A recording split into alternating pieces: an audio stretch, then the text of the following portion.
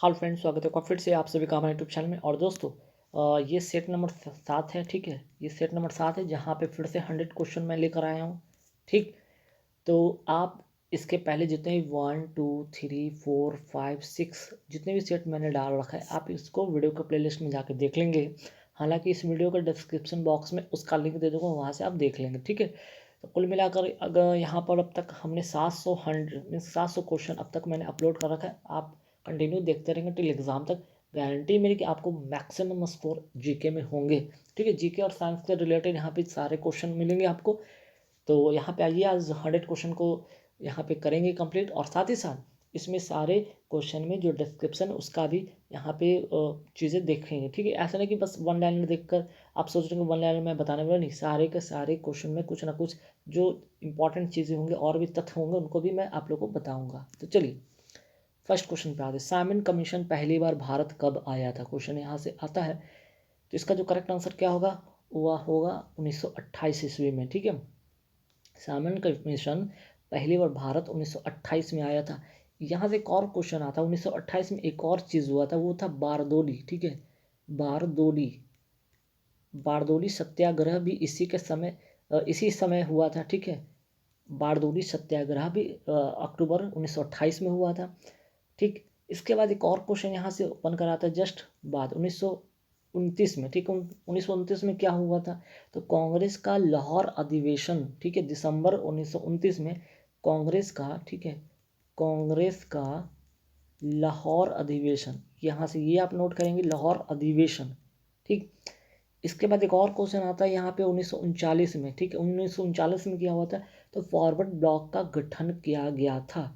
और इसके बाद एक और क्वेश्चन आता है 1942, क्या हुआ था? 8 अगस्त 1942, 8 अगस्त 1942 को क्या हुआ था? भारत छोड़ो आंदोलन प्रारंभ हुआ था।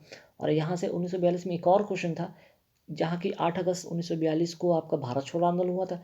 वहीं एक क्वेश्चन यहाँ से आता है कि क्रिप्स मिशन कब किस मीन्स कि कब ये प्रस्ताव पारित किया गया था या कब आया था? ठीक है, तो क्रिप्स मिशन की अगर बात करें तो ये भी 1942 में, लेकिन ये मार्च 1942 की घटना है। ठीक है, तो मार्च 1942, ठीक है, मार्च 1942 की घटना है क्रिप्स मिशन। 8 अगस्त 1942 भारत छोड़ो आंदोलन। ठीक, तो यहाँ से एक क्वेश्चन से मैंने 4-5 और टॉपिक मैंने बता दिया। 1928 में 2 घटनाएं हुई, एक तो साइमन कमीशन, बारदोली सत्याग्रह। 1929 में कांग्रेस का लाहौर अधिवेशन। ठीक है, 1939 में फॉरवर्ड ब्लॉक का स्थापना। 1942 में 8 अगस्त 1942 में बात करें तो यहाँ पे क्या हुआ था? अभी भारत छोड़ो आंदोलन। और यहाँ पे मार्च, ठीक है, मार्च 1942 की अगर बात करते हैं तो क्रिप्स मिशन प्रस्ताव जारी हुआ था। ठीक है, चलिए नेक्स्ट क्वेश्चन है, समुद्र तल पर पृथ्वी के केंद्र से के सबसे निकट स्थान आया, यहाँ लिखा गया, यहाँ पे स्थान लिखाना था, स्थान कौन सा है? ठीक है, समुद्र तल पर पृथ्वी के केंद्र से सबसे निकट स्थान है उत्तरी ध्रुव। ठीक है, यहाँ समझेंगे बात को, ध्यान रखिएगा। ये एक तरह से अगर हम बात करें ये है क्या, तो ये एक तरह का काल्पनिक धुरी है, पृथ्वी की एक काल्पनिक धुरी है जिस पर निरंतर पृथ्वी घूमती रहती है। और इसी धुरी का एक किनारा का नाम है उत्तरी ध्रुव, तो दूसरी किनारा का नाम है दक्षिणी ध्रुव। चलिए नेक्स्ट क्वेश्चन पे आते हैं। भारत में जन्मे 2 अमेरिकी नागरिक। ठीक है, क्वेश्चन ध्यान से समझिएगा। यहाँ पे भारत में जन्मे 2 अमेरिकी नागरिक जिन्हें विज्ञान के क्षेत्र में नोबेल पुरस्कार मिला था या है, मिला था। ठीक है, मिला था। तो किसको मिला था, किनको मिला था? यहाँ पे ध्यान रखिए, अरविंद खुराना को और एस चंद्रशेखर को। यहाँ से चीज़ें जानने वाली बात क्या है ये समझिएगा। ठीक है, अरविंद खुराना को 1968 में मिला था। ठीक, और एस चंद्रशेखर को मिला था 1983 में। तो ये दोनों जो थे भारत में जन्मे थे तो अमेरिकी नागरिक, लेकिन ये भारत में इनका जन्म हुआ था। एक यहाँ से क्वेश्चन ये भी आता है। ठीक, एक क्वेश्चन ये भी आता है कि भारत के पहले भौतिक शास्त्र जिनको नोबेल पुरस्कार मिला था, याद रखिएगा। ठीक है, भारत के पहले वैज्ञानिक जिनको भौतिक शास्त्र के क्षेत्र में उनको नोबेल पुरस्कार मिला था, उनका नाम है चंद्रशेखर। ठीक है, दोनों कॉमन नाम है, चंद्रशेखर वेंकट रमन। ठीक है, इनको मिला था, ये पहले भारतीय थे, पहले ये भारतीय थे। ठीक है, जिनको भौतिक के क्षेत्र में भौतिक के क्षेत्र में इनको नोबेल पुरस्कार मिला था 1930 में, ठीक है, समझ गए यहाँ पे। अच्छा, इनको जो अरविंद खुराना की अगर हम बात करते हैं, इनको तो चिकित्सा के क्षेत्र में मिला था, ठीक है, चिकित्सा के मेडिसिन के क्षेत्र में मिला था। अगर इनकी बात करते हैं यहाँ पे एस चंद्रशेखर को की अगर हम बात करते हैं इनको भी मिला था भौतिक के क्षेत्र में, ठीक है, फिजिक्स के क्षेत्र में। तो यहाँ तक कितनी चीज़ें आपने जानकारी बटोरा। एक तो भारत में जन्मे 2 अमेरिकी नागरिक जिन्हें विज्ञान के क्षेत्र में नोबेल पुरस्कार मिला, अरविंद खुराना, एस चंद्रशेखर, ठीक है। दूसरा चीज़ के पहले भारतीय जिनको भौतिक क्षेत्र में फिजिक्स के क्षेत्र में मिला था नोबेल पुरस्कार, उनका नाम चंद्रशेखर वेंकट रमन, ठीक। तो यहाँ देखिए ये एस चंद्रशेखर और यहाँ पे चंद्रशेखर वेंकट रमन है, ध्यान रखिएगा। तो यहाँ से एक चीज़, अच्छा यहाँ से एक और क्वेश्चन आता है कि बताइए नोबेल पुरस्कार की शुरुआत कब हुई थी। नोबेल जो पुरस्कार है ना, इसकी शुरुआत, नोबेल की शुरुआत कब हुई थी, तो याद रखिएगा शुरुआत हुआ था 1901 में, ठीक है, 1901 ईस्वी में। तो यहाँ से ये चीज़ समझिएगा। तो 3, 4 से 5 पॉइंट आपको मैंने बताया है, आप इन्हें ध्यान रखिएगा, ठीक है। नेक्स्ट क्वेश्चन है कि एक वयस्क भारतीय हाथी का भार लगभग कितना होता है, ठीक। तो इसका जो करेक्ट आंसर जो बनेगा वो है 1000 किलोग्राम, ठीक है, 1000 किलोग्राम, क्लियर। तो ये वन लाइनर में कहीं कहीं डिस्क्रिप्शन का मैं बताऊंगा भी, तो ध्यान रखिएगा। और हाथी जो है स्थल भाग का सबसे अधिक वजनी पशु भी है। यहाँ से क्वेश्चन आता है कि ब्लू व्हेल के बारे में भी आता है ना, ब्लू व्हेल, तो ये है पूरे वर्ल्ड का, पूरे संसार का सबसे अधिक वजन वाला ये पशु जानवर, ठीक है, यहाँ से ध्यान रखेंगे। चलिए आगे बढ़ते सवाल पे कि निकोलस कोपरनिकस प्रसिद्ध थे, किस लिए प्रसिद्ध थे भाई। निकोलस कोपरनिकस प्रसिद्ध ये थे, इन्होंने बताया था कि जो ग्रह है ना सूर्य के चारों ओर चक्कर लगाते हैं, जो ग्रह हैं वो किसके चक्कर लगाते हैं, जितने भी ग्रह हैं वो सूर्य के चारों ओर चक्कर लगाते हैं, ना कि यहाँ पे ऐसा था कि ना कि पृथ्वी के। तो ये चीज़ इन्होंने बताया था, ठीक है। तो ध्यान रखिएगा, यह बताने के लिए कि ग्रह सूर्य के चारों ओर चक्कर लगाते हैं ना कि पृथ्वी के, ठीक है, समझ में आया बात। चलिए, और पृथ्वी अपनी धुरी पर घूमती है, पृथ्वी जो है अपनी धुरी पर घूमती है, ये भी कौन ये भी किसने बताया था, कोपरनिकस ने ही बताया था, ठीक। चलिए, और सूर्य के बारे में जान लीजिए कि सूर्य जो अपने अक्ष पर पूर्व से पश्चिम की ओर घूमता है, यहाँ तो ठीक है, 2 पॉइंट आपने सीखा। चलिए नेक्स्ट क्वेश्चन पे आता है कि सिंधु सभ्यता निम्नलिखित में से किस काल में पड़ती है। सिंधु सभ्यता निम्नलिखित में किस काल में पड़ती है, अगर ऐसा ऑप्शन है तो इसका आंसर करेंगे आदि ऐतिहासिक काल, ठीक है, आदि ऐतिहासिक काल। अब देखिए यहाँ पे और भी चीज़ें जानने वाली बात क्या क्या जरा नोट करेंगे। अगर हम बात करते हैं सैंधव सभ्यता, सिंधु सभ्यता की बात करें तो यहाँ से जो स्थान जो प्राप्त हुआ था 6 बड़े नगर जो थे, या 6 स्थल का यहाँ पे जो जिक्र किया गया, ठीक है, जो 6 स्थल है इससे सिंधु सभ्यता से 6 स्थल प्राप्त हुए जो कि काफ़ी इंपॉर्टेंट है, ठीक है, जिसमें कि मोहनजोदड़ो की बात होगी, ठीक, मोहनजोदड़ो की बात होगी, नोट कर सकते हैं आपको करना है तो। दूसरा इंपॉर्टेंट जो है, बहुत ही इंपॉर्टेंट, तो पहला हो गया, दूसरा हड़प्पा, हड़प्पा, ठीक है, दूसरा हड़प्पा हो गया, तीसरा हो गया धौलावीरा, गनवारी वाला, राखी गढ़ी एवं कालीबंगा, ठीक है, तो ऐसे 6 हैं। तो इसमें से हड़प्पा जो है ना ये इंपॉर्टेंट है, कई बार पूछा गया, हड़प्पा के बारे में कई बार पूछा गया कि हड़प्पा की खोज किसने किया था। तो हड़प्पा की खोज किया था, इसकी खोज की अगर हम बात करते तो कौन किया था, राय बहादुर साहनी, राय बहादुर दयाराम, ठीक है, दया राम साहनी, ठीक, पूरा नाम। तो किसने इसकी खोज की थी, राय बहादुर दयाराम साहनी ने किया था, क्लियर। तो 1, 2, 3 बातें यहाँ पे आपको जानने के लिए है। यहाँ पे एक चीज़ और इम्पॉर्टेंट है, लोथल की बात यहाँ से एक आता है कि सिंधु सभ्यता का एक बंदरगाह था लोथल, कई बार आता है एग्जाम में, लोथल क्या भाई, तो सिंधु जो सभ्यता था उसका ये प्रमुख बंदरगाह में से माना जाता। तो यहाँ से एक चीज़ आप नोट और करके रखेंगे, क्लियर। चलिए नेक्स्ट क्वेश्चन पे आते कि 800 से 600 ईसा पूर्व का काल किस युग से जुड़ा हुआ है, तो ब्राह्मण युग से जुड़ा हुआ है, ठीक है, ब्राह्मण युग से जुड़ा हुआ। तो यहाँ से चीज़ें 2 बातें और जान लीजिएगा। ब्राह्मणों को भूमि अनुदान जो हो रहा है ना उसके देने की प्रथा जो आरंभ किसने किया था, तो भूमि अनुदान, ठीक है, ब्राह्मणों की भूमि देने की प्रथा किसने शुरू किया था, तो सातवाहन ने किया था, सातवाहन ने किया था, ठीक है। यहाँ से क्वेश्चन, दूसरा क्वेश्चन कि सातवाहन की जो भाषा थी कैसी थी, इसकी जो भाषा थी ना वो प्रकृति थी, इसकी भाषा थी वो प्रकृति, प्रकृति, ठीक है, प्राकृत, इसकी जो भाषा थी वो प्राकृत थी। और क्या था, लिपि की बात करें, ठीक है, अगर लिपि की बात करें तो लिपि कैसी थी, ब्राह्मी लिपि थी, ठीक है, ब्राह्मी लिपि थी। तो दो चीज़ें यहाँ से आपने समझ रखा कि भूमि देने की प्रथा सर्वप्रथम किसने शुरू किया, सातवाहन ने, और सातवाहन की भाषा क्या थी, प्राकृत, और लिपि कैसी थी, ब्राह्मी लिपि थी, ठीक है।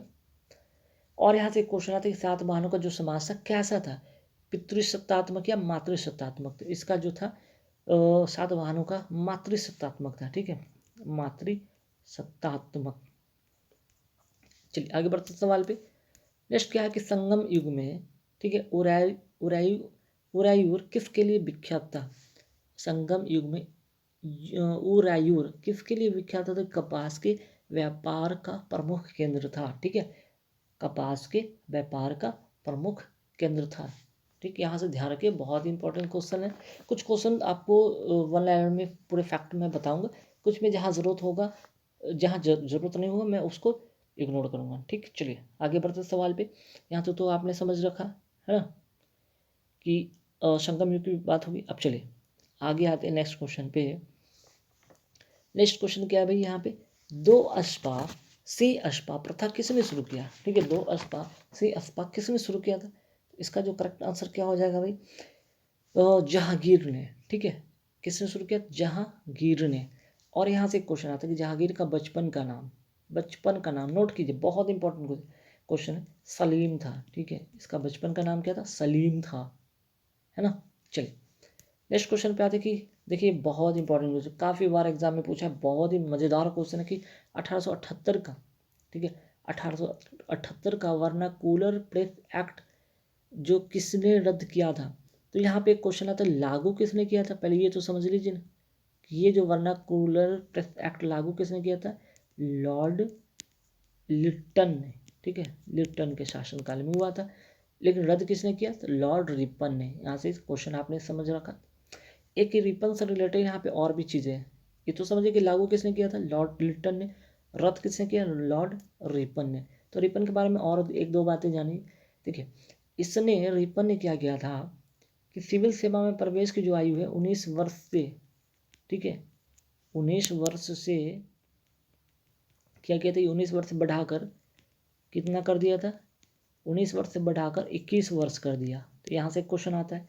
दूसरा 1881 में, 1881 में प्रथम जो कारखाना अधिनियम है इसने लाया था रिपन ने, कारखाना अधिनियम, 1 माइक्रोन जो बराबर है 1/10 मिलीमीटर के बराबर है। तो देखिए बहुत बार एग्जाम में इस तरह का क्वेश्चन आपको देखने को मिलेगा, तो ये रट लेंगे, 1 माइक्रोन बराबर 1/1000 मिलीलीटर। एक क्वेश्चन यहाँ से ये भी आता है 10 पे पावर -10, ये क्या है भाई, 10 पे पावर 10 मीटर किसको इंडिकेट करता है, 1 एंगस्ट्रम इसको कहते हैं, 1 एंगस्ट्रम। ये क्वेश्चन पूछा गया है। एक क्वेश्चन यहाँ से ये भी आता है कि 10⁻⁹ मीटर किसको कहा जाता है, तो 1 नैनोमीटर को, नैनोमीटर, ठीक है, नोट कर लीजिए, बहुत इंपॉर्टेंट है। ये दोनों मैंने जो बताया ये काफ़ी इंपॉर्टेंट है, ठीक है। और यहाँ पे ये भी आता है कई बार, ज़्यादातर ये दोनों पूछा जाएगा, लेकिन एक बार कभी कभी ये भी इस तरह का देखा जाएगा, तो 10 पे पावर -12 किसको कहते हैं, 1 पिकोमीटर को, ठीक है, 1 पिकोमीटर। तो देखिए दो तीन ये दोनों काफ़ी इंपॉर्टेंट, कई बार पूछा भी गया है, इसको भी एक बार देख लेंगे। चलिए आगे बढ़ते हैं। मनुष्य के जीवन काल में कितने दांत 2 बार निकलते हैं, तो 20 जो ऐसे दांत हैं, ठीक है, 2 बार विकसित होते हैं। मनुष्य के जीवन काल में कितने दांत 2 बार विकसित होते हैं, 20 दांत 2 बार विकसित होते हैं। तो देखिए तीथ के बारे में समझिए, यहाँ पे मैं तीथ के बारे में आपको मैं बताऊंगा, तीथ के बारे में मैं बताऊंगा क्या, यहाँ ध्यान रखिएगा। यहाँ कुल टोटल जो होता है ना, टोटल जो तीथ होता है कितना होता है भाई, टोटल जो होता है तीथ, आपको नोट करिएगा, टोटल होता है 32। इसको कैसे मीन्स कि कैसे इसको बनाया गया है, देखिए सबसे पहले एक तो होता है मोलर, दूसरा होता है प्री मोलर, ये क्वेश्चन आया भी है, कैनाइन, कैनाइन, और उसके बाद आता है इंसीजर, इंसीजर। तो ये 4 प्रकार के दांत होते हैं, मोलर, प्री मोलर, कैनाइन और इंसीजर। तो मोलर की संख्या कितना होता है भाई? मोलर का संख्या होता है 12। इसकी अगर मोलर की बात करें तो कितने होते हैं? 6 नीचे के और 6 ऊपर के, टोटल 12। प्री मोलर के होते 8, ऊपर के 4 नीचे के 4। कैनाइन के 4 होते हैं, 2 नीचे 2 ऊपर। और इसका इंसीजर की बात करते हैं तो ये कितना होता है? टोटल 4, मीन्स की टोटल 8, मीन्स की 4 ऊपर 4 नीचे। कुल मिलाकर टोटल की बात करते हैं तो टोटल कितना होगी? 32। ठीक है, 32। तो दांत के बारे में होगी। यहाँ से जीभ के बारे में भी, टंग के बारे में यहाँ पे मैं आपको एक चीज़ सिखा देता हूँ। ठीक है, टंग मीन्स की जीभ। दांत के बारे में अगर सीख रहे तो जीभ के बारे में समझिए। जीभ का जो स्ट्रक्चर होता है कुछ इस तरह से होता है। ठीक है, मान लीजिए कि जीभ है आपका इस तरह से, तो ये टिप वाला जो भाग है ना, यहाँ पे होता है स्वीट, ये होता है मीठा, इस भाग में लगता है। उसके बाद फर्स्ट जो पार्ट होता है इसमें क्या लगता है? सॉल्ट लगता है, मीन्स की नमकीन लगता है यहाँ पे। सेकंड जो मीन्स की मिडिल जो पार्ट होता है यहाँ पे सावर लगता है, मीन्स की खट्टा लगता है। और लास्ट का जो पार्ट है यहाँ पे लगता है बीटर, मीन्स की तीखा लगता है। ठीक है, तो ये 4 पार्ट है जीभ के, याद रखिएगा। सबसे अगर स्टार्ट की बात करते हैं टिप पर स्वीट, उसके बाद सेकंड में सॉल्ट, थर्ड में सार और लास्ट में बिटर। ठीक है, चलिए नेक्स्ट क्वेश्चन पे आते हैं। गंगा की जलोढ़ मृदा की गहराई भूमि सतह से कितने, मीन्स की सतह के नीचे लगभग कितनी तक होती है, कितनी गहराई होती है? लगभग 400, लगभग ये 400 मीटर तक होती है। ठीक है, ये लगभग 400 मीटर तक होती है। यहाँ से और कौन कौन क्वेश्चन जानना इंपॉर्टेंट हो? देखिए यहाँ पे बात करें जलोढ़ मिट्टी की, बात कर रहे हैं जलोढ़ मिट्टी की। तो जलोढ़ मिट्टी अगर की बात करें इसमें क्या सबसे ज़्यादा पाया जाता है? जलोढ़ मिट्टी में सबसे ज़्यादा पोटास पाया जाता है। ठीक है, पोटास सबसे ज़्यादा पाया जाता है, पहला चीज़। दूसरा, ये 2 प्रकार का होता है। ये क्या होता है? 2 टाइप्स का है। एक तो होता है बांगर, दूसरा क्या होता है? खादर। ये क्वेश्चन बहुत बार पूछा भी गया है, बांगर और दूसरा खादर। तो बांगर किसको कहते हैं? पुराने वाले को। इसको पुराने जो होते हैं ना जलोढ़ मिट्टी, उसको कहते हैं बांगर। अगर बात करते हैं यहाँ पे, अगर खादर की बात करें तो नई जलोढ़ मिट्टी को, नई जलोढ़ जो मिट्टी होती है उसको कहते हैं खादर। ठीक, ध्यान रखिए। और जलोढ़ मिट्टी अगर उर्वरकता की दृष्टि से देखा तो काफ़ी अच्छी मानी जाती है। क्लियर? तो देखिए यहाँ पे 400 मीटर तक होती है गहराई में, अगर बात करें जलोढ़ मिट्टी 400 मीटर तक होती है। इसमें पोटास की मात्रा ज़्यादा पाया जाता है। ये 2 प्रकार का होता है। ठीक है, 2 प्रकार का होता है, एक बांगर एक खादर। बांगर पुराने वाले को बोला जाता है, खादर नए वाले को बोला जाता है। क्लियर? चलिए आगे आते हैं। भारतीय संविधान के निम्नलिखित अनुच्छेदों में से कौन सा अनुच्छेद राज्य की सरकारों को ग्राम पंचायत को संगठित करने का निर्देश देता है? तो अनुच्छेद ये 40 के अंतर्गत आता है, अनुच्छेद 40 के अंतर्गत आता है। चलिए आगे बढ़े सवाल पे। संसद के 2 सत्रों के बीच अधिकतम कितने अंतराल होना चाहिए? 6 महीने का अंतराल होना चाहिए। ठीक है, 6 महीने का अंतराल होना चाहिए। अब देखिए यहाँ से एक क्वेश्चन और भी आता है, राज्यसभा और एक होता है लोकसभा। ठीक है, राज्यसभा लोकसभा। राज्यसभा की अगर उम्र की बात करें जाए कि कम से कम कितना उम्र होना चाहिए, आयु जो होता है राज्यसभा सदस्य बनने के लिए कम से कम कितना वर्ष होना चाहिए? 30 वर्ष। और लोकसभा में कितना होना चाहिए? कम से कम आयु होना चाहिए सदस्य बनने के लिए 25 वर्ष। यहाँ से क्वेश्चन आता है। ठीक है, राज्यसभा में एक सदस्य का कार्यकाल जो होता है 6 वर्ष का होता है। ठीक, यहाँ पे भी नोट कर लीजिए, काफ़ी बार एग्जाम पूछा गया है। चलिए आगे बढ़ते सवाल पे। निम्नलिखित में किसने 1857 के विद्रोह को एक षड्यंत्र की संज्ञा दिया था? जेम्स आउट्रम ने। ठीक है, जेम्स आउट्रम ने। क्लियर? तो ध्यान रखिएगा ये इंपॉर्टेंट है, जेम्स आउट्रम। और एक और यहाँ पे नाम इसमें ऐड करिएगा, एवं एक और व्यक्ति था डब्ल्यू टेलर। ठीक है, ये 2 नाम याद रखिएगा। चलिए आगे बढ़ते सवाल पे। निम्नलिखित में वर्गों में कौन 1905 के स्वदेशी आंदोलनों से मुख्यतः अप्रभावित रहा था? तो जब 1905 में जो स्वदेशी आंदोलन हुआ था उसमें मुसलमान ज़्यादा प्रभावित नहीं होते। तो यहाँ पे 2-3 बातें आप याद रखिएगा। 7 अगस्त 1905 क्या हुआ था भाई? कलकत्ता के टाउन हॉल में स्वदेशी आंदोलन की घोषणा की गई थी। ठीक है, 16 अक्टूबर 1905 क्या हुआ था भाई? ये लागू हुआ था। और उस दिन पूरे बंगाल में शोक दिवस मनाया गया। ठीक, और स्वदेशी आंदोलन के दौरान रविन्द्रनाथ, ठीक है। रविंद्रनाथ टैगोर ने एक प्रसिद्ध गीत की रचना की जिसका नाम था सोनार अमार सोनार बांग्ला। ठीक है, यहाँ से ये भी याद रखिएगा। कई बार पूछा गया कि अमार सोनार बांग्ला की रचना किसने किया था, तो रविंद्रनाथ ठाकुर ने किया था। ठीक, चलिए। और इसमें हुआ था कि स्वदेशी आंदोलन के दौरान जो थे हिंदू मुस्लिम ने एक दूसरे की कलाइयों पर राखी बांधी भी थी। ठीक है, चलिए आगे बढ़ते सवाल पे कि जल की अस्थायी कठोरता। देखिए काफ़ी साइंस का ये बहुत इंपॉर्टेंट क्वेश्चन, अस्थायी कठोरता की बात करते हैं। अस्थायी कठोरता का कारण क्या है, तो कैल्शियम तथा मैग्नीशियम के क्लोराइड और सल्फेट। ठीक है, इतना तो समझिए अस्थायी कठोरता का कारण क्या है।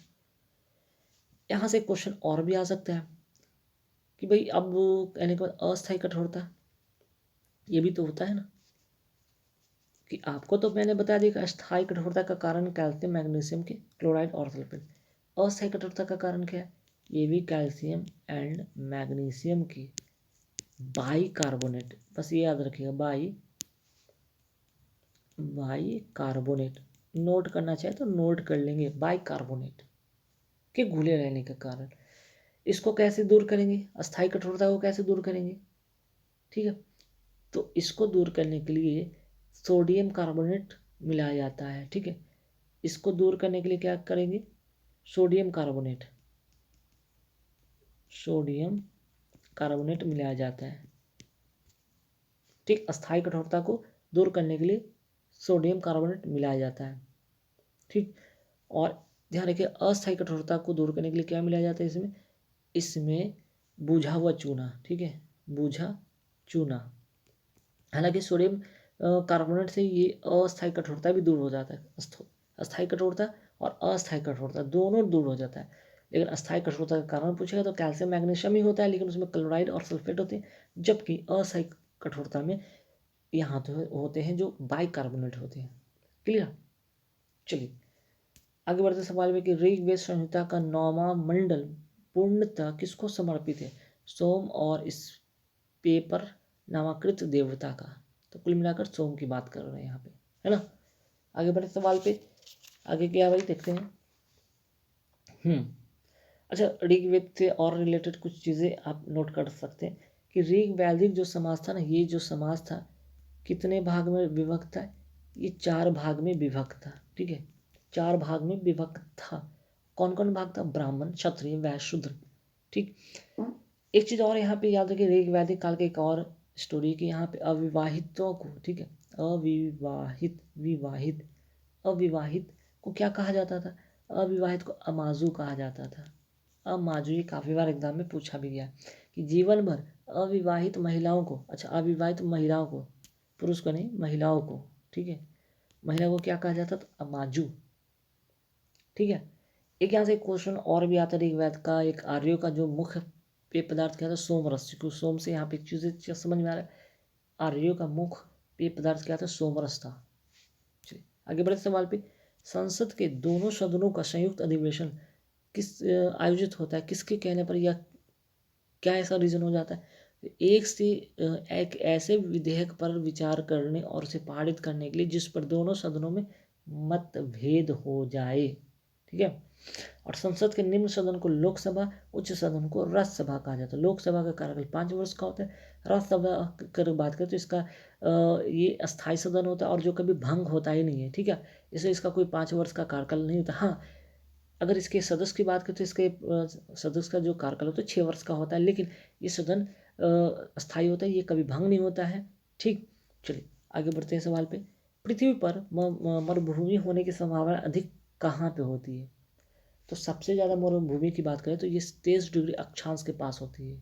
ठीक, अक्षांश, अच्छा ये अक्षांश के बारे में मैंने जिक्र किया। अक्षांश है क्या भाई, यह ग्लोब पर पश्चिम से पूर्व, ठीक है, ये ग्लोब जो होता है ना, इस तरह से जो लाइनें गई ना पश्चिम से पूर्व, इसको कहते हैं अक्षांश।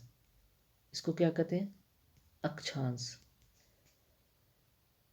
ठीक है, और ये काल्पनिक रेखा है। अच्छा, दो अक्षांश के बीच में जो दूरी होता है, अक्षांश के मध्य दूरी होता है, वो कितना होता है, नोट कर लीजिएगा, काफ़ी बार एग्जाम में पूछा गया, 111.11 किलोमीटर। ठीक है, चलिए आगे बढ़े सवाल पे। किसी परमाणु नाभिक का आइसोटोप वह नाभिक है जिसमें क्या, आइसोटोप क्या होता है, क्या किसको कहते हैं आइसोटोप, जिसमें प्रोटॉन की संख्या वही होती है, मीन्स की प्रोटॉन की जो संख्या होती है वही सेम होती है, लेकिन जो न्यूट्रॉन की संख्या क्या होती है, भिन्न होती है। समझे यहाँ पे, ठीक। चलिए आगे बढ़े सवाल पे। अब यहाँ पे देखिए एक चीज़ और ध्यान रखिए, प्रोटॉन की बात करें, प्रोटॉन क्या होता है, ये धन आवेशित होता है, धन आवेशित होता है, ठीक। अगर प्रोटॉन की खोजकर्ता की बात करें तो इसके खोजकर्ता कौन है, खोजकर्ता है गोल्डस्टीन।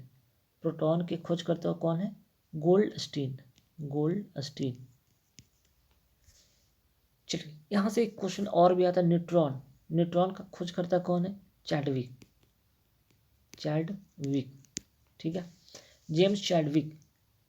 तो मैंने आपको बताया प्रोटॉन का गोल्डस्टीन, न्यूट्रॉन का चैडविक।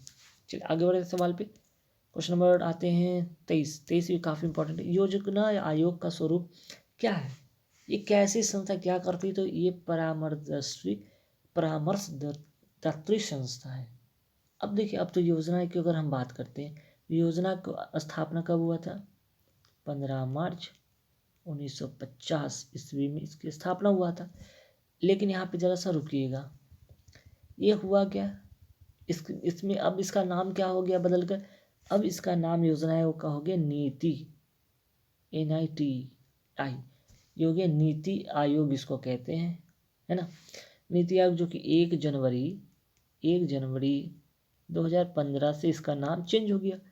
मीन्स की नीति का फुल फॉर्म आप नेट से सर्च भी कर सकते हैं ऐसे, हालांकि मैं बताता हूँ, international IC institution for transforming India, national institution for transforming India, याद रखेंगे। अच्छा, अगर इसके बात करते हैं अध्यक्ष कौन होते हैं, तो इसके अध्यक्ष जो होते हैं, अध्यक्ष कौन होते हैं, प्रधानमंत्री होते हैं। वर्तमान में उपाध्यक्ष कौन है, राजीव कुमार है, ठीक है, उपाध्यक्ष कौन है, राजीव कुमार, राजीव कुमार। अध्यक्ष होंगे, CEO कौन है, CEO जो है अमिताभ कांत है, अमिताभ कांत है। ये 4-5 पॉइंट याद रखिएगा। तो योजना आयोग का स्थापना हुआ था 15 मार्च 1950 को, इसका नाम बदल गया है, नीति आयोग हो गया है, जो लागू कब से हुआ है, मीन्स कि कब से इसका नाम परिवर्तन हुआ है, 1 जनवरी 2015 से। ये क्वेश्चन आने की पूरी संभावना हो सकता है। चलिए आगे बढ़ते सवाल पे। निम्नलिखित में कौन आर्थिक विकास के लिए प्रत्यक्ष रूप से महत्वपूर्ण नहीं हो सकता। अगर ऑप्शन की अगर बात करते हैं इसमें, ठीक है, अगर इसमें हम ऑप्शन की बात करते हैं तो क्या हो सकता है, अगर ऑप्शन आपको लिखा रहेगा मूल स्थिरता, चलिए यहाँ पे मूल स्थिरता भी दे देते हैं, स्थिरता एक तो यहाँ पे ऑप्शन है ये, दूसरा मूल स्थिरता, तीसरा बचत दर की बात कर देते हैं, बचत दर, ठीक है। इन तीनों में अगर बात करें कि आर्थिक विकास के लिए प्रत्यक्ष रूप से महत्वपूर्ण नहीं है, वो कौन है, तो मुद्रा की मात्रा, ठीक है, समझ में आया। चले आगे बढ़े सवाल पे।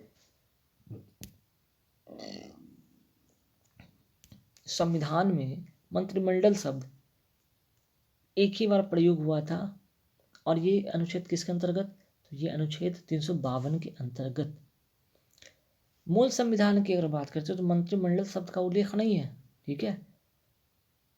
अगर हम बात करते हैं इसको, तो 44वीं जो संविधान संशोधन हुआ था 1978 में, ठीक है, इसमें 1978 ईस्वी में मंत्रिमंडल शब्द जोड़ा गया था, ठीक है, इसी समय जोड़ा गया था। चलिए आगे बढ़ते हैं सवाल पे। वस्त्र राज का राज्य स्थित कहाँ था, तो कि वस्त्र राज जो था वो इलाहाबाद के आसपास में था। इसकी जो राजधानी थी ना, ये बहुत बार पूछा है कि वस्त्र राज की राजधानी क्या थी, तो इसकी राजधानी थी कौशाम्बी, कौशाम्बी, ठीक, ध्यान रखिए, काफी इंपॉर्टेंट क्वेश्चन है।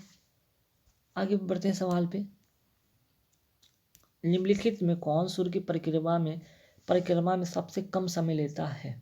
अगर ऑप्शन पे पहले आएंगे, ऑप्शन इसका अगर हम देखा जाए, देखते हैं इसमें ऑप्शन और क्या हो सकता है, तो ऑप्शन की अगर हम बात करते हैं, जैसे कि पृथ्वी हो गया, बृहस्पति हो गया, नोट यहाँ पे अगर ऑप्शन है बृहस्पति, और नोट के लिए शनि,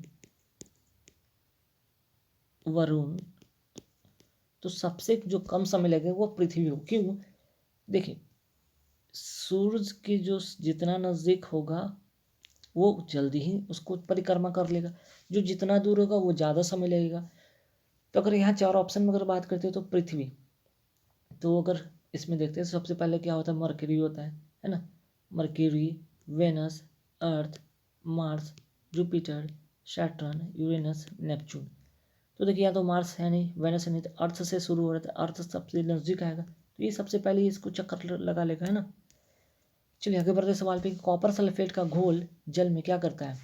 तो कॉपर सल्फेट बहुत इंपॉर्टेंट क्वेश्चन है, CuSO4 इंटू 5H2O।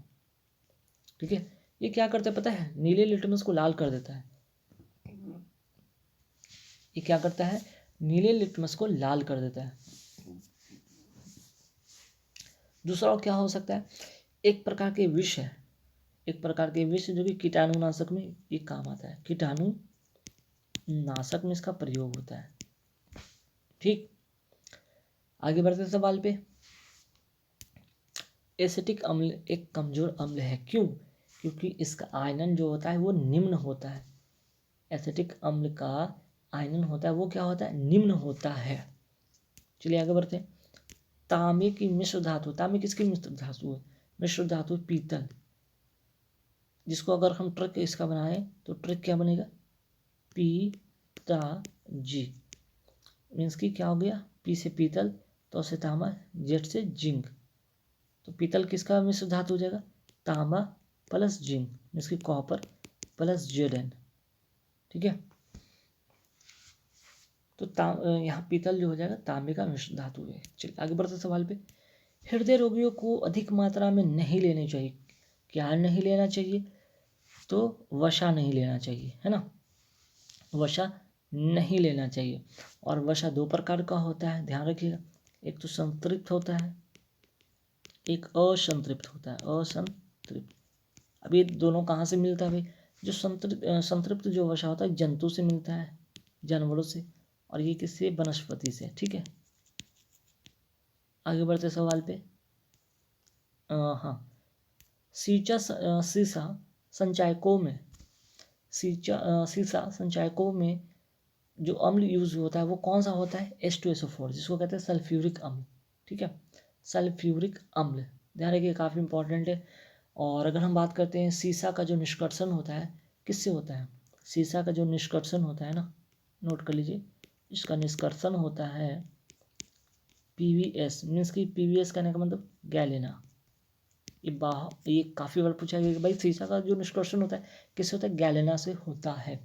ठीक है, चलिए और क्या इसमें आगे बढ़े सवाल पे, चलिए आगे बढ़ते सवाल पे, अगर ऑप्शन रहेगा कि निम्नांकित में या निम्नलिखित में किस में कोबाल्ट होता है, तो कोबाल्ट की बात करें तो विटामिन B12 में होता है। ठीक है, विटामिन B12 में कोबाल्ट होता है, और इसी की कमी के कारण एनीमिया जो रोग होता है ना, एनीमिया, इसी की कमी के कारण हो जाता है ये रोग, इसी की कमी के कारण होता है।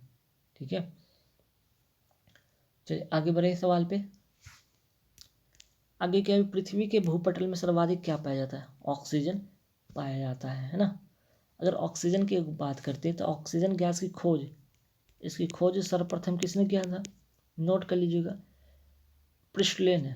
ठीक है, प्रिस्टले ने इसकी खोज किया था। क्लियर, चलिए आगे बढ़ते सवाल पे, कृष्ण के जीवन पर लिखी गई कविता प्रेम वाटिका के लेखक कौन है, रश खान है। ठीक है, रश खान। आगे बढ़ते सवाल पे, कवारती कहाँ की राजधानी, लक्षद्वीप की। आगे बढ़ते सवाल पे, गंगैकोंड चोलपुरम का मंदिर किसने बनवाया था, राजेंद्र प्रथम द्वारा। आगे बढ़ते सवाल पे, बांग्लादेश का जो राष्ट्रीय गान है अमार सोनार बांग्ला, अभी मैंने बताया था रविंद्रनाथ टैगोर द्वारा। ठीक है, चलिए आगे बढ़ते सवाल पे, अच्छा यहाँ से एक और क्वेश्चन का आता है कि यहाँ से कि गीतांजलि किसके द्वारा लिखा गया, तो गीतांजलि भी जो है इन्हीं के द्वारा लिखा गया है। या चित्रांगदा की बात करते हैं, चित्रांगदा भी इन्हीं के द्वारा लिखा गया है। ठीक है, 2 और बुक के बारे में नोट कर लेंगे। आगे बढ़ते सवाल पे, चलिए, मनुष्य के लिए अति आवश्यक पोषक तत्व क्या हो सकता है, तो अति आवश्यक जो पोषक तत्व हो सकता है वो हो सकता है वसा, कार्बोहाइड्रेट्स, प्रोटीन एवं खनिज। ठीक है, ये जो है मनुष्य के लिए काफ़ी इंपॉर्टेंट पोषक तत्व में से माना जाता है। चलिए आगे बढ़ते सवाल पे कि भाई पौधे प्रकाश जो होता है, पौधे प्रकाश संश्लेषण में उपयोग करते हैं, क्या उपयोग करते हैं भाई? कार्बन डाइऑक्साइड, जल एवं सूर्य प्रकाश। ठीक है, ये तीन तो उपयोग करते हैं ना इसका। ठीक है, ध्यान रखिएगा। चलिए आगे बढ़ते सवाल पे। मोमबत्ती की लौ का बाहरी भाग नीला होता है, क्यों? क्योंकि यह संपर्क में आता है, किसके संपर्क में आ जाता है? हवा के संपर्क में आता है, इसी के कारण। आगे बढ़ते सवाल में, बच्चों के गुब्बारों को फुलाने के लिए किस गैस का उपयोग किया जाता है? हीलियम गैस का उपयोग किया जाता है। नेक्स्ट, सबसे बड़ा इलेक्ट्रोनेगेटिव तत्व कौन सा है? तो इसकी बात करें तो ये फ्लोरीन है। ठीक है, हैलोजन ग्रुप में आता है, ये हैलोजन ग्रुप का ही है। ठीक है, आगे बढ़ते सवाल पे। क्लियर, चलिए आगे बढ़ते हैं सवाल पे। सवाल नंबर 44 क्या है कि भौतिक अवस्था एवं या रासायनिक तुलना किस सिद्धांत पर काम करता है? तो ये मोमेंटम। ठीक है, ये किस पे काम करता है? मोमेंट के सिद्धांत पर काम करता है। आगे बढ़ते सवाल पे कि भाई सुबह के समय यदि हवा में धुआं अधिक हो तो कोहरा भी अधिक होता है। कारण क्या है? वायु में मौजूद जलवाष्प धुएं के, ठीक है, वायु में जो होता है मौजूद जलवाष्प जो होते हैं, ठीक है, वो धुआं होता है, उसके क्या होता है, उसके कण पर क्या होता है? उपस्थित हो जाता है ना। चलिए आगे बढ़ते सवाल पे कि सिक्किम भारत का अभिन्न अंग कब बना? तो सिक्किम भारत का अभिन्न अंग बना 36वें संशोधन द्वारा। 36वें संशोधन द्वारा 1975 में।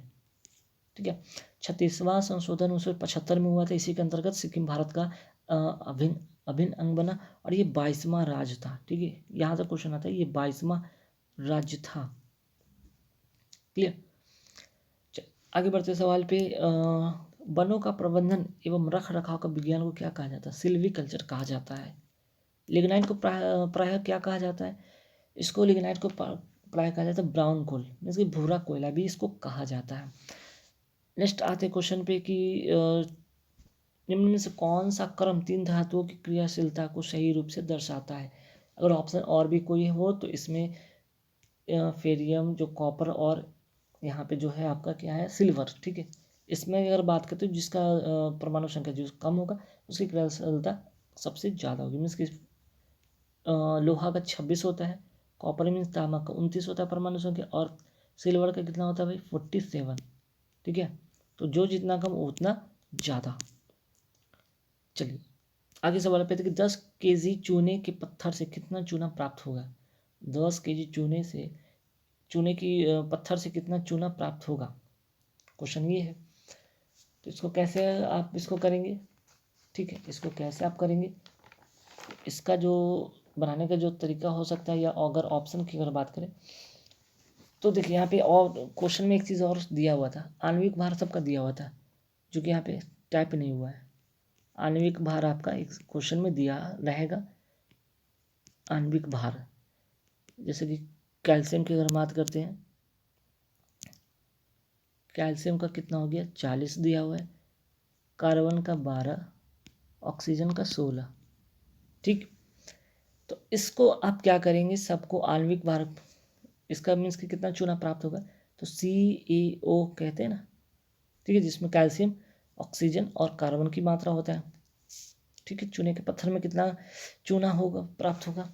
तो सबको जोड़ लीजिए, 40, 10 50, 10 60, कहाँ गया यहाँ पे? ठीक है, 10 केजी है, तो इसको क्या करेंगे? मैंने गलत लिख दिया, नहीं, 40, 10 50, 10 60,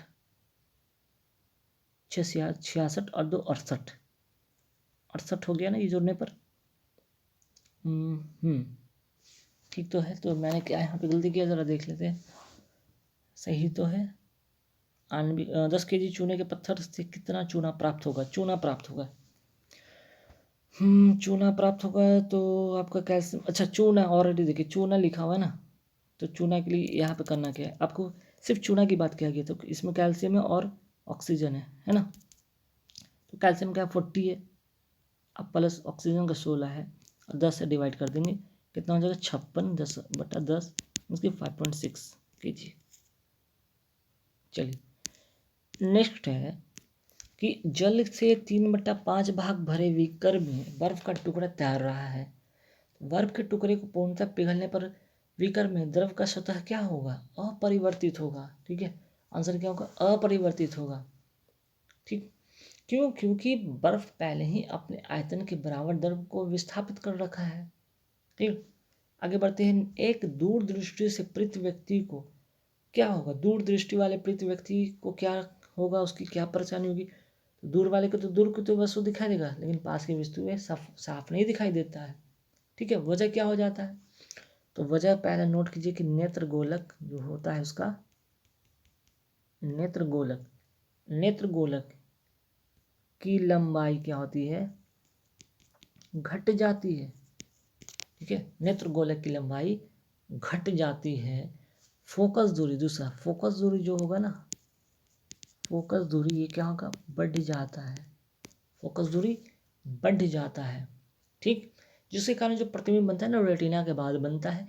और चलिए आगे बढ़ते हैं सवाल पे। वस्तु से छोटा वास्तविक उल्टा बिंब उत्तल लेंस द्वारा बनता है। कहाँ बनता है? अनंत तथा 2f के बीच में। क्लियर। नेक्स्ट क्वेश्चन है, पेट में भोजन को पचाने के लिए किसकी खास आवश्यकता होती है? एंजाइम की। आगे बढ़ते सवाल पे कि निम्नलिखित में कौन सा एक विषाणु जनित रोग नहीं? अगर ऑप्शन रहे तो आप क्या करेंगे? ऑप्शन अगर रहे तो विषाणु जनित रोग नहीं है, इस तरह से आएगा तो क्या करेंगे आप? देखिए यहाँ पे और भी ऑप्शन होगा। ऑप्शन क्या होगा? जैसे कि आपका बर्ड फ्लू भी होगा, बर्ड फ्लू। ठीक, चिकन पॉक्स होगा या डेंगू। तो ये जितने भी है ना, ये सभी विषाणु जनित रोग है। सिर्फ हैजा जो है विषाणु जनित नहीं, मीन्स कि ये बैक्टीरिया से होता है, बैक्टीरिया से। ठीक है, चलिए आगे बढ़ते सवाल पे। नेक्स्ट जो क्वेश्चन है, सोडियम की परमाणु संख्या कितनी होती है? सोडियम का है तो Na का परमाणु संख्या कितना होता है? 11। ठीक है, इसका अगर इलेक्ट्रॉनिक विन्यास की बात करें तो कैसे लिखाता है? 281। इसकी 12वीं कक्षा में परमाणु की संख्या 1 है, तो KLM है ना, ये क्या हो जाएगा? यहाँ पे 3 सेल में आते हैं, 281 करके उसका पीरियोडिक। अगर बात करें इलेक्ट्रॉनिक विन्यास कैसे लिखा था? 281। ठीक है, चलिए नेक्स्ट क्वेश्चन पे आते हैं कि पाटलिपुत्र नगर की स्थापना किस शासक ने किया था? उदयन ने। ठीक है, उदयन। आगे बढ़ते सवाल पे। आगे की प्रथम बौद्ध संगीति का आयोजन कहाँ हुआ था? राजगृह में हुआ था। ठीक है, प्रथम बौद्ध संगीति जो हुआ था राजगृह में हुआ था। आगे बढ़ेंगे सवाल पे। चलिए यहाँ तक तो हो गया। प्रथम बौद्ध संगीत अच्छा कब हुआ था? ये क्वेश्चन ये भी आ जाता है। 483 ईसा पूर्व में। 483 ईसा पूर्व में हुआ था प्रथम बौद्ध संगीति, और अजात शत्रु द्वारा किया गया था। अजात शत्रु द्वारा किया गया था। क्लियर। चलिए आगे बढ़ते सवाल पे कि जो ब्लड प्रेशर का मापक यंत्र है उसको क्या कहते हैं? स्फिग्मोमैनोमीटर। आगे बढ़ते सवाल पे कि पालघाट दर्रा निम्नलिखित में किस किस मध्य स्थित है? नीलगिरी एवं कोरोमंडल के बीच में। नेक्स्ट क्वेश्चन, जोजिला दर्रा किस राज्य में है? जम्मू कश्मीर में। नेक्स्ट क्वेश्चन, भारत दक्षिण पठार का उच्चतम बिंदु क्या है? अन्नामलाई है। नेक्स्ट क्वेश्चन, भारत की राष्ट्रीय आय का अनुमान करने वाला अभिकरण कौन है? तो CSO। ठीक है, ध्यान रखिएगा। आगे बढ़ेंगे सवाल पे।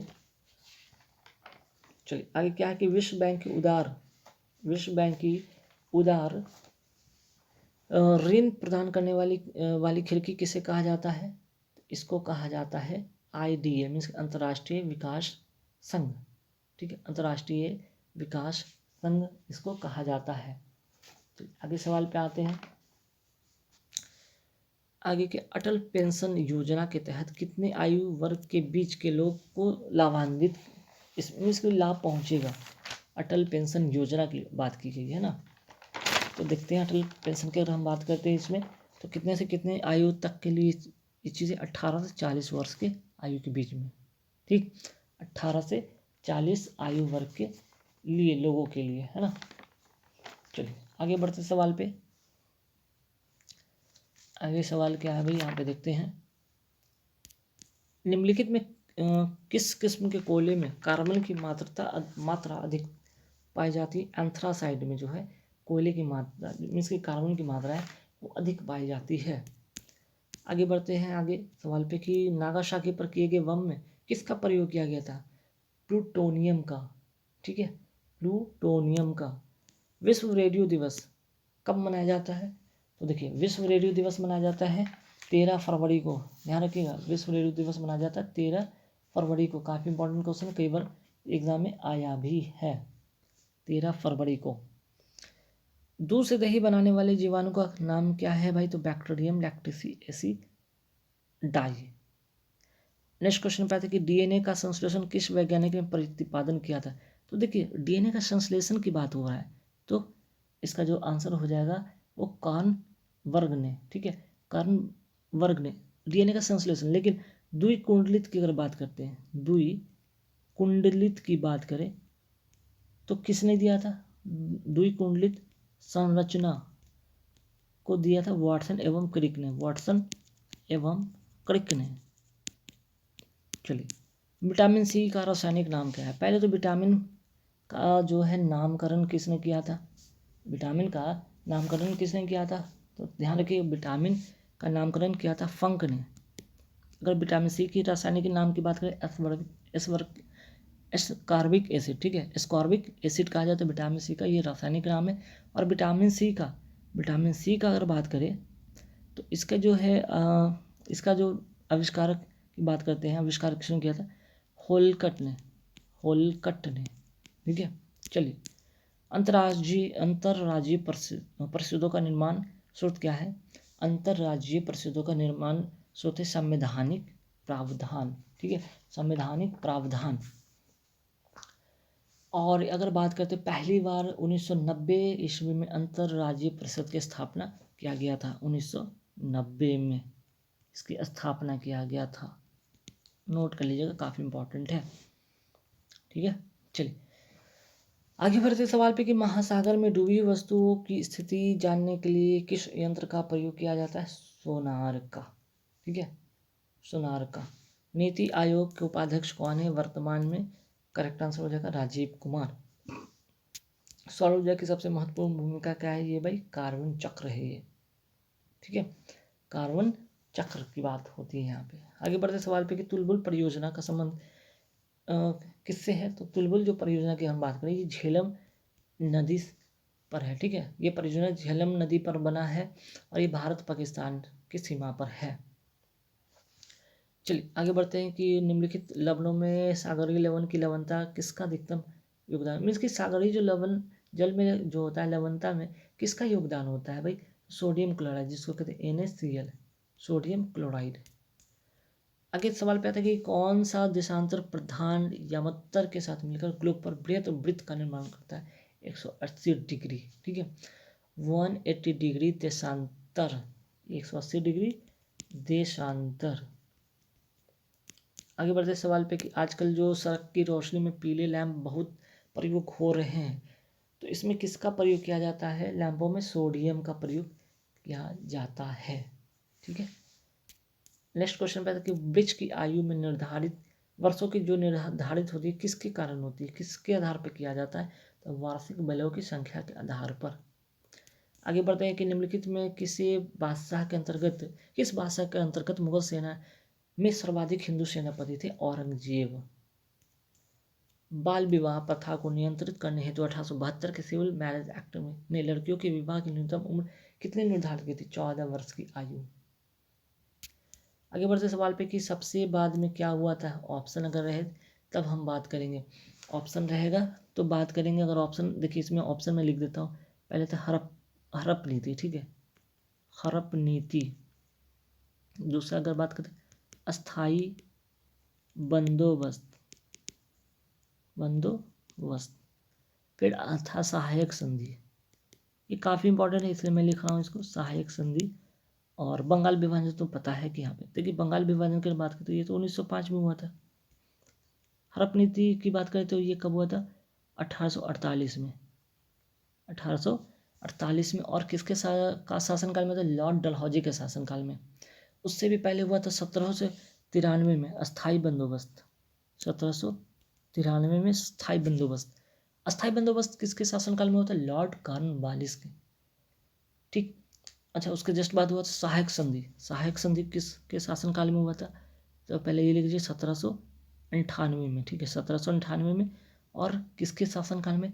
बेलेजली के शासनकाल में। ठीक है, बेलेजली, लॉर्ड बेलेजली।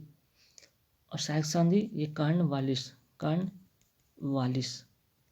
और हड़प नीति डलहौजी। ठीक है, डलहौजी। तो यहाँ देखिए 4 क्वेश्चन में बताया है। बंगाल विभाजन 1905 में हुआ था लॉर्ड कर्जन के शासनकाल में। ठीक है, बंगाल विभाजन 1905 में लॉर्ड कर्जन के शासनकाल में। हड़प नीति 1848 ईस्वी में लॉर्ड डलहौजी के शासनकाल में। अस्थायी बंदोबस्त 1793 में लॉर्ड कॉर्नवालिस के शासनकाल में। सहायक संधि 1798 में लॉर्ड वेलेस्ली के शासनकाल में। ठीक है, बहुत इंपॉर्टेंट क्वेश्चन है। नेक्स्ट क्वेश्चन पे आते हैं कि द्वितीय गोलमेज सम्मेलन में कांग्रेस के एक प्रतिनिधि के रूप में भाग लेने के लिए महात्मा गांधी बम्बई से लंदन जिस पानी के जहाज में गए थे उसका नाम बताइए। बहुत अच्छा question, SS Rajputana. Next question है कि हीरापुरा जहां भारतीय राष्ट्रीय कांग्रेस का वार्षिक अधिवेशन 1938 में सुभाष चंद्र बोस की अध्यक्षता में हुआ था। 1938 का जो अध्यक्षता हुआ था अधिवेशन का, किसने किया था? सुभाष चंद्र बोस ने किया था। तो वो राज्य कौन सा है? वो हुआ था गुजरात राज्य में। नेक्स्ट क्वेश्चन पे आते हैं कि भारतीय राष्ट्रीय आंदोलन पर इंडियन नामक पुस्तक लिखी गई थी। किसके द्वारा? सुभाष चंद्र बोस के द्वारा। भारत की संचित निधि से धन निर्गम पर किसका नियंत्रण होता है? महानियंत्रक लेखक परीक्षक, मीन्स की कैग, CAG, कैग, इसे याद रखिए, कैग। और संचित निधि की बात कर रहे हैं यहाँ पे, संचित निधि की बात होगी तो संचित निधि की यहाँ पे एक नोट करिएगा। संचित निधि जो होता है किस अनुच्छेद के अंतर्गत होता है? अनुच्छेद 266। और एक होता है आकस्मिक निधि, आकस्मिक निधि। ठीक है, ये अनुच्छेद किसके अंतर्गत होता है? ये अनुच्छेद 267। तो 66 और 67 याद रखिएगा। अनुच्छेद 266 संचित निधि, अनुच्छेद 267 आकस्मिक निधि। ठीक है, और कैग की बात करें तो अनुच्छेद 148 के अंतर्गत होता है। ठीक है, नेक्स्ट क्वेश्चन, संविधान के किस अनुच्छेद के अंतर्गत धन विधेयक को परिभाषित किया गया? धन विधेयक अनुच्छेद 110 के अंतर्गत। नेक्स्ट क्वेश्चन है कि महरौली लौह स्तंभ में चंद्र का तात्पर्य किस शासक से? तो चंद्रगुप्त द्वितीय के से तात्पर्य है। ठीक है, तो कहने का मतलब चंद्रगुप्त द्वितीय द्वारा निर्मित जो था ये स्तंभ विजय अभियानों का उल्लेख करता है। ठीक है, और आगे बढ़ते सवाल में, अच्छा, चंद्रगुप्त द्वितीय की अगर बात करते हैं तो इसी के दरबार में कौन रहता था? आयुर्वेद, बहुत ही फेमस, बहुत ही महान धन्वंतरी। और इसी के जो दरबार की अगर बात करते हैं, एक और व्यक्ति थे कालिदास। ठीक है, कालिदास। ये 2 महत्वपूर्ण व्यक्ति, धन्वंतरी और कालिदास, चंद्रगुप्त द्वितीय के दरबार में रहते थे। ठीक है, चलिए आगे बढ़े सवाल पे। भारत में संविधान सभा का गठन किसकी अनुशंसा से किया गया था? कैबिनेट मिशन योजना के तहत। ठीक, 1946 में। आगे बढ़ते संविधान सभा के सदस्यों का निर्वाचन किस आधार पर किया गया था? जनता द्वारा अप्रत्यक्ष निर्वाचन के आधार पर। नेक्स्ट क्वेश्चन, कृत्रिम उपग्रहों में विद्युत ऊर्जा का स्रोत क्या होता है? ये सौर सेल से होता है। चलिए आगे बढ़ते हैं सवाल पे। बुद्ध की मृत्यु के पश्चात प्रथम बौद्ध समिति की अध्यक्षता किसके द्वारा किया गया था? अजात शत्रु के द्वारा। आगे सवाल पे थे, भारत में अंग्रेजों के समय प्रथम जो जनगणना हुई थी किसके शासनकाल में हुई थी? लॉर्ड मेयो के शासनकाल में। ठीक, दलित वर्गों का संघ स्थापित किया था किसने किया था? डॉक्टर BR अम्बेडकर द्वारा। नेक्स्ट क्वेश्चन है कि रायत बारी बंदोबस्त जो था सर टॉमस मुनरो जो कि भू राजस्व बंदोबस्त से संबंधित था, वो कौन था? रैयत बारी बंदोबस्त। नेक्स्ट क्वेश्चन में आता है कि यहाँ पे देखिए मिलान करना था। यहाँ तो मैंने यहाँ पे आंसर ही सबके सामने लिख दिया। जैसे कॉर्बेट राष्ट्रीय उद्यान कहाँ है? उत्तराखंड में। सरिस्का वन जीवन अभ्यारण्य का है राजस्थान में। बांधवगढ़ राष्ट्रीय उद्यान क्या? मध्य प्रदेश में। और बांदीपुर राष्ट्रीय उद्यान क्या है, कर्नाटक में। नेक्स्ट क्वेश्चन जो है यहाँ पे कि संविधान के आधारभूत उद्देश्यों एवं लक्ष्यों को संविधान के किस भाग में वर्णित किया गया, प्रस्तावना में। ठीक है, कहाँ किया गया, प्रस्तावना में। ठीक, चलिए आगे बढ़ते हैं सवाल पे। सवाल क्या है यहाँ पे, राज्य और उसके लोकप्रिय नृत्य को यहाँ पे मिलान करना है। ऑप्शन अगर बिखर के दे दिया जाए तो आप इसको मिला लेंगे। आंध्र प्रदेश में जो है बुर्रा यहाँ पे होगा, असम में बिहू, हिमाचल प्रदेश में नृत्य और राजस्थान में झूमर। और इस वीडियो का लास्ट क्वेश्चन होगा, 100वां क्वेश्चन है, भारत का कार्यपालिका अध्यक्ष कौन होता है, तो राष्ट्रपति होता है। ठीक है, राष्ट्रपति होता है। तो गाइस कैसे लगे यहाँ पे 100 पूरे क्वेश्चन, जिसका डिस्क्रिप्शन में मैंने कराया है, जहाँ तक हो सका है संभव प्रयास किया हो कि चीज़ें काफ़ी ज़्यादा डिस्क्राइब कर सकूँ, ताकि हर क्वेश्चन के बारे में कुछ और भी अधिक जानकारी मिले। और आई होप कि कहीं पे टूटे रह गए तो आप हमें कमेंट करके बताना कहाँ पे कौन से क्वेश्चन में टूटे रहे, कुछ गलत हो गया होगा तो उसके सॉरी। लेकिन जहाँ तक मैं समझ सकूँ लगभग सारे क्वेश्चन का मैंने अच्छे से डिस्क्रिप्शन कर दिया। वीडियो अच्छी लगे तो लाइक कर देना, शेयर कर देना, और हाँ अभी तक हमारे चैनल को सब्सक्राइब, प्लीज़ सब्सक्राइब कर लेना। Thank you very much.